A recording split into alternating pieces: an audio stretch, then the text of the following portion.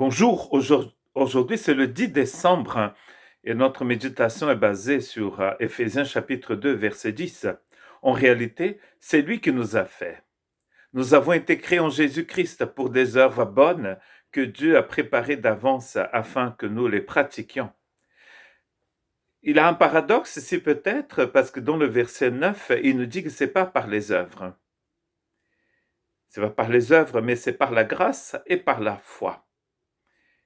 Et tous les deux, toutes ces deux choses, la grâce et la foi, nous ont été données par Dieu lui-même. Et il dit ensuite que c'est par les œuvres que nous sommes sauvés. Et ici, dans le verset 10, ce verset incroyable d'Éphésiens chapitre 2, il nous dit que nous avons été créés en Jésus-Christ pour les bonnes œuvres. Si le salut serait les bœufs ici, les bonnes œuvres ici deviennent donc la charrue qui est tirée par les bœufs. Le problème, c'est que parfois, nous essayons de mettre la charrue devant, mais elle ne peut rien faire sans la force de ces animaux qui tirent cette charrue. Dieu nous a donné tout ce qu'il faut.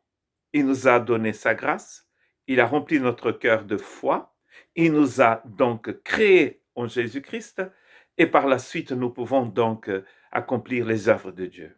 Nul ne peut accomplir les œuvres de Dieu sans expérimenter la naissance d'en haut. Car les œuvres de Dieu ne sont pas les nôtres. Ce sont des œuvres éternelles. Et la seule façon de les pratiquer, c'est de les pratiquer en étant devenu une nouvelle création. En réalité, comme c'est écrit dans cette version, c'est lui qui nous a fait. C'est Dieu qui nous a fait. C'est Dieu qui nous a créés en Jésus-Christ. Et c'est pour des œuvres bonnes. Ces œuvres ont été préparées d'avance par Dieu. On revient peut-être à Éphésiens chapitre 1, verset 4. Avant la fondation du monde, il nous a choisis pour que nous soyons saints, irréprochables. C'est Dieu qui nous a choisis ainsi et c'est Dieu qui a mis tout en œuvre pour que nous puissions y arriver. Tout est fait, tout est préparé, tout est accompli. Même la foi dont vous avez besoin pour recevoir tout ça, Dieu vous a donné. Et une chose très intéressante, c'est quand il dit que nous avons été, c'est Dieu qui nous a fait, le mot ici c'est poème, le poème, l'œuvre d'art, l'œuvre de Dieu.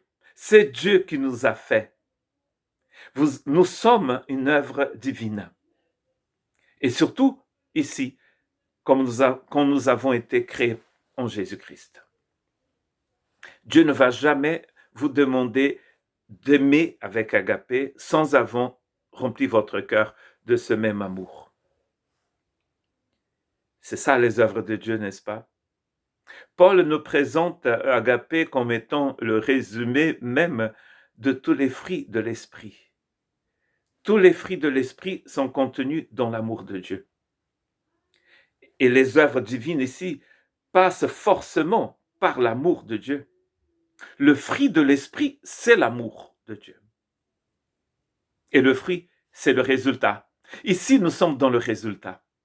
Quel est le résultat de l'œuvre de Jésus-Christ dans notre vie? Mais c'est l'amour. Pas mon amour, mais l'amour de Dieu.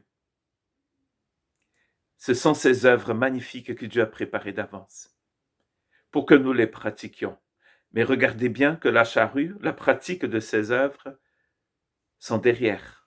Devant, nous avons une œuvre sublime, une œuvre magnifique, une nouvelle création. C'est quelque chose qu'on n'a pas envisagé dans la religion, n'est-ce pas? On n'a pas envisagé cela.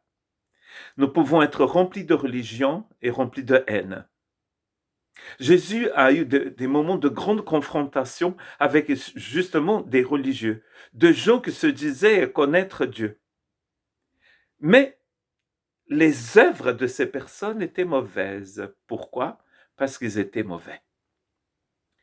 Ils ne connaissaient pas la nouvelle naissance. Voilà pourquoi Dieu dit à un de ses religieux, le Seigneur dit à un de ses religieux, il te faut naître d'en haut. Si tu n'es pas né d'en haut, tu ne peux pas rentrer dans mon royaume. La seule manière, c'est par cette nouvelle création. Et Dieu a déjà tout mis en œuvre pour que ça arrive. Et c'est arrivé dans le cœur de tellement de gens. Que en ce jour, en ce 10 décembre, vous puissiez pratiquer ces œuvres qui sont déjà dans votre esprit, si vous êtes une nouvelle création en Christ Jésus. Que Dieu vous bénisse.